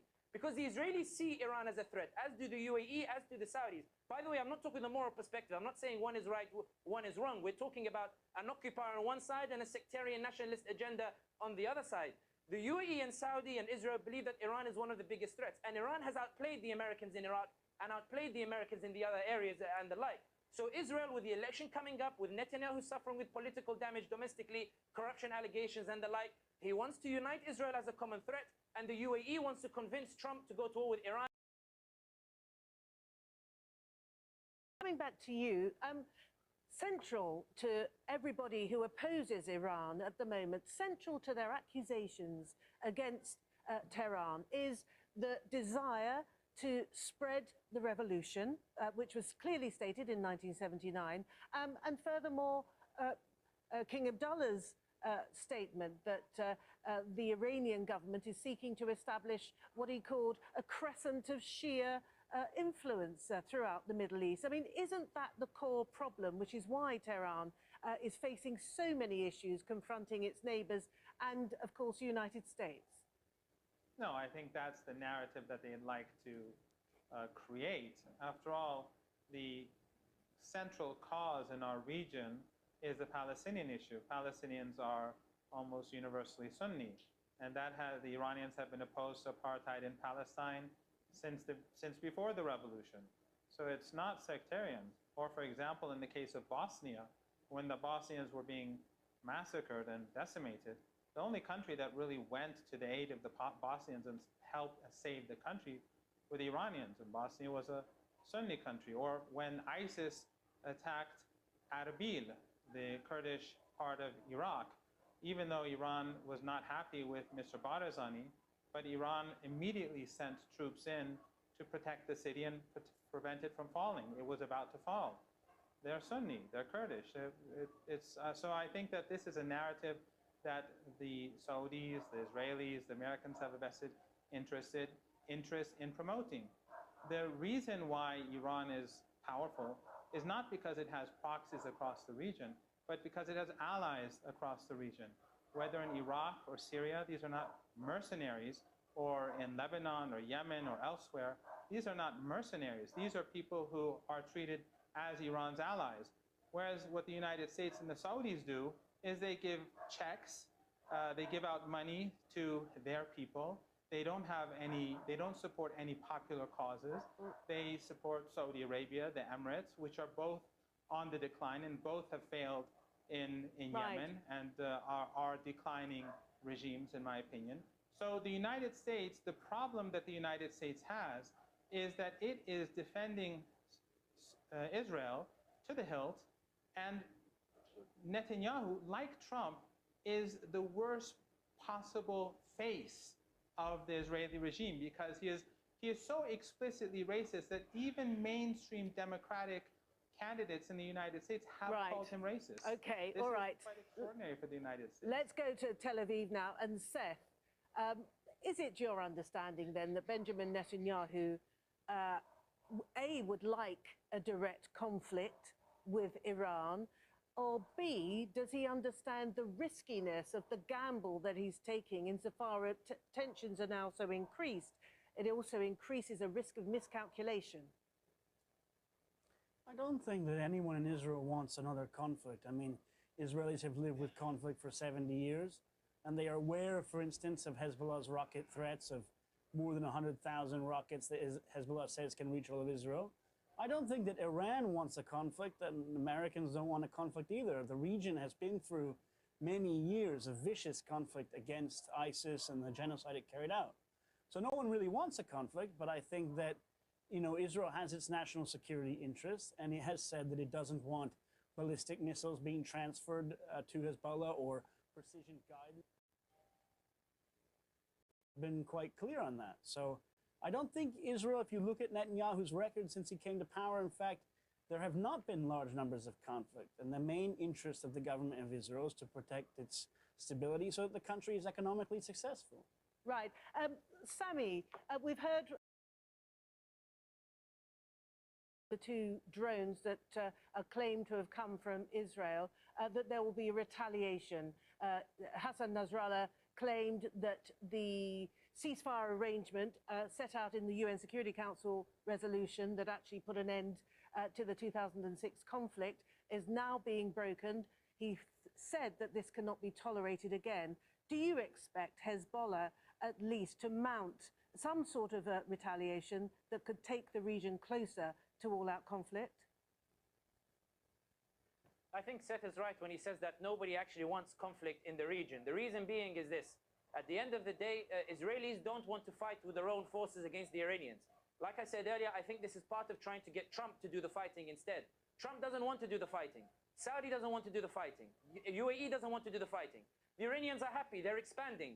All of this chaos and the like helps them to continue expanding. Once upon a time, they were only within their borders. Then in 1980s, they had the war with Saddam. And since then, they've been pushing forward, backing groups with their cultural offices and the like in Iraq, in Syria, in Lebanon, and Yemen. In other words, the status quo suits them. They don't want to go to war either. So no party actually wants to go to war, or rather, no party wants to use their own troops to go to war. Everybody wants to convince the US to do the fighting, and Trump's policy is clear. The US troops will not do the fighting. So I don't think Lebanon or Hezbollah will necessarily retaliate. I think they will allow Netanyahu to use the rhetoric. Hassan Nasrallah will use the rhetoric, all to boost their own particular support. But it's important to understand something here. We should not talk about Israel or indeed the Iranian agendas in the region as if they are legitimate agendas. When Israel is talking about preserving its security, it's doing so at the expense of an entire population. This is not Israel innocently sitting by and saying, you know what, guys, we came here very nicely, we're living, and we all want to be friends, and therefore, why is everybody bombing us? Israel took an entire population's land. Hang on, just this less than a minute. Israel took a population land and is trying to defend it. This is the reality of what's taking place. It's defending an illegitimate occupation, and this is why it is always under threat. Right. Mohammed, now we are in a situation where we know that Iran is struggling. It's struggling. It's under this campaign of maximum pressure where it is being starved of any access to revenue. Iran really can't even contemplate, can it, entering into another costly kind of conflict. Wouldn't it be advisable, therefore, for the Iranian authorities to perhaps dial down, to perhaps withdraw, to perhaps ask its allies and its proxies to be a little bit quiet right now, given the harsh reality on the ground? Well, the harsh reality on the ground is that the Saudis and the Emiratis, with American support, are carrying out genocide in Yemen. The harsh reality is the Israeli regime is bombing Iraqis, they're bombing the Syrians, and they've attempted an assassination yesterday in Lebanon. So it's not as if things are quiet. It's the Israeli regime that is carrying out aggression. And the reason why so many people in this region see Iran as a friend is because they see no one else supporting their cause, like the Palestinians in Gaza, like the people in Lebanon. And in the case of Iraq, when we see that thousands of American troops are in the country, yet they allow drones to strike Iraqi forces that fought ISIS, then obviously the sentiment in Iraq is going to turn further against the United States. Western think tanks and Western media constantly portray the United States and Israel as a protagonist in this story, and they somehow think that the rest of the world automatically assumes the same, whereas with people who are on the ground see things as the exact opposite. So as long as the Israeli regime carries out strikes, then it has to expect a response. And I believe that Sayed Hassan Nasrallah will definitely retaliate against the Israelis because he said he will do so. The only thing that prevents the regime in Israel from aggression is the fear of retaliation. If the Israeli regime concludes that they can strike with impunity, then they will do so. But I think that it's very important to keep in mind what your previous said correctly, and that is that the United States does not want to war. Iran doesn't want to war. Iran, of course, has seen the failure of the maximum pressure campaign, despite the hardship that the Americans have been trying to impose on ordinary Iranians, and they have made life difficult for women and children. And I think the Americans are probably proud of their actions, like they are in Libya and Syria and Yemen and Venezuela and everywhere else, Iraq and Afghanistan, where they've created so much devastation. But in the case of Iran, it's failed. The currency has stabilized. Right. It's actually strengthened in the past few months. The economy has leveled out. All right. So the Americans have failed, and that's why they began the new campaign try to begin taking tankers. But the Iranians do not want to initiate conflict. The Americans know that the Iranians do not want to do so, but the Iranians will not allow the Americans to carry out an attack on the country without facing the consequences, all right, and that's why Trump won't do so. All right. But if the Israelis want to learn the hard way, they will. Seth, coming back to you then, what we've heard is that all players to this potential conflict are unwilling to enter into a conflict. Nobody really wants a fight, but is of the impression that Hezbollah will indeed retaliate. Is this something that the Israeli public, before they get ready to vote, because I understand that Netanyahu is running neck and neck in this particular race as well, is this something that is going to secure him the votes that he needs to have a significant victory in the election? I don't think it relates to the election, because I think that the main competitor against Netanyahu, the former chief of staff Benny Gantz and his generals, all share the same consensus in terms of Israel's national security, and all of them are aware. Some of them probably fought against groups like Hezbollah or Islamic Jihad or these groups that are supported by Iran. They know exactly what the threat is. And look, last year, for instance, in February and May, there was an Iranian drone flown from Syria into Israeli airspace. There was rockets fired near the Golan. So this isn't a question of retaliation. This is an ongoing kind of simmering conflict. And you're right, and there could be, for instance, a miscalculation by one side or another that could spiral out of control. And hopefully that will not happen. And certainly Iran hopefully will understand the message in terms of its allies, in terms of taking Israel seriously. All right. I'm going to give the final word to you, Sammy, if you can be really brief, please, because we are running out of time. But give us what you think is the significance of the fact that these weapons depots in Iraq have now been targeted, and many saying that these have been struck by Israeli airstrikes. I don't think it affects Iran's capabilities much. Iran doesn't just rely on the fact, I mean, Mohammed made a very valid point when he says that Iran governs by ideology. Hassan Nasrallah believes in Iran's ideology. Hadi al-Amiri believes in Iran's ideology. It's not like checks coming out of Riyadh, they give it to Islah or whoever, and then they betray them later on.